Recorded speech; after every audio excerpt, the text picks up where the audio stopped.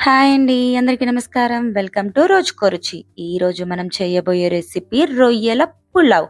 దీనికోసం medium size రొయ్యల్ని తీసుకొని దీనికి ఉన్న నల్ల నరం తీసేసి సాల్ట్, పసుపు, నిమ్మకాయ వేసి బాగా శుభ్రం చేసుకోవాలి.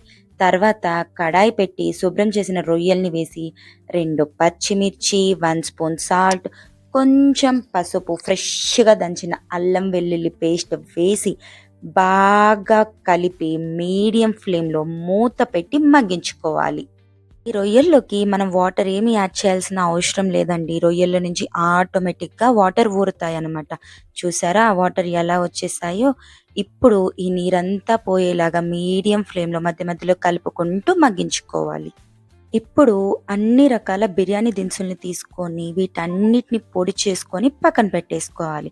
పులావ్ కోసం కుక్కర్ లేదా మందపాటి గిన్నె పెట్టి 2 టేబుల్ స్పూన్ల ఆయిల్, 2 టేబుల్ స్పూన్ల నెయ్యి అండ్ బిర్యానీ దినుసులు, 2 లవంగం, చిన్ని సైజ్ చెక్క, 2 యాలుక్కాయలు, ఒక స్టార్ పువ్వు, మరాఠీ మొగ్గ, అనాస పువ్వు, సాజీర అన్నీ వేసి కలిపి 2 మిర్చి, ఒక చిన్ని సైజ్ ఆనియన్ వేసి కలుపుకొని కలర్ చేంజ్ అయ్యేదాకా వచ్చాక కొంచెం అల్లం వెల్లుల్లి పేస్ట్ వేసి మరోసారి కలిపి చాలా చిన్ని సైజ్ టమాటా వేసి మగ్గించుకోవాలి.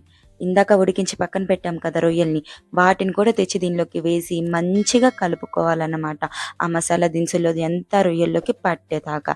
తర్వాత రైస్ వేసుకోవాలి. నేనైతే ఇక్కడ నార్మల్ రైసే తీసుకున్నానండి. మీకు కావాలంటే బిర్యానీ రైస్ కూడా తీసుకోవచ్చనమాట.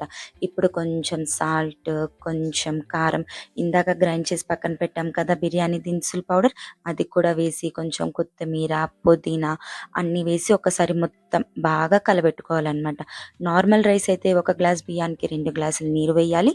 అదే బాస్మతి రైస్ అనుకోండి ఒక గ్లాస్ బియ్యానికి 1.5 గ్లాస్ నీరు వేయాలి. ఇప్పుడు మీ టేస్ట్‌కి తగ్గట్టుగా ఉప్పు, కారం అడ్జస్ట్ చేసుకోవాలనమాట ఈ స్టేజ్‌లో. చివరిగా 2 టేబుల్ స్పూన్ల పెరుగు, సగం నిమ్మ దబ్బ వేసుకొని బాగా కలిపి పెట్టేసుకొని కుక్కర్ మూత పెట్టేసుకోవాలి. కుక్కర్ అనుకోండి మీడియం ఫ్లేమ్‌లో 3 విజిల్స్ రానివ్వాలనమాట. అదే మీరు మందపాటి గిన్నెలో కానీ, రైస్ కుక్కర్‌లో గానీ చేసుకున్నారనుకోండి మధ్య మధ్యలో మూత తీసి కలబెట్టుకుంటూ చూసుకోవాలి. అంతే అండి మన రొయ్యల పులావ్ రెడీ. చూసారా ఎంత బాగా వచ్చిందో! దీన్ని గోంగూర పచ్చడి, రైతా లేదా నార్మల్‌గా తిన్నా కూడా చాలా బావుంటుంది. సన్నగా కట్ చేసిన ఉల్లిపాయ మీద నిమ్మకాయ పిండుకొని తింటుంటే ఉంటది చూడండి. ఆహా! సూపర్ ఉంటుందండి. ఇలాంటి మరెన్నో వీడియోస్ కోసం సబ్స్క్రైబ్ టు రోజుకొక రుచి.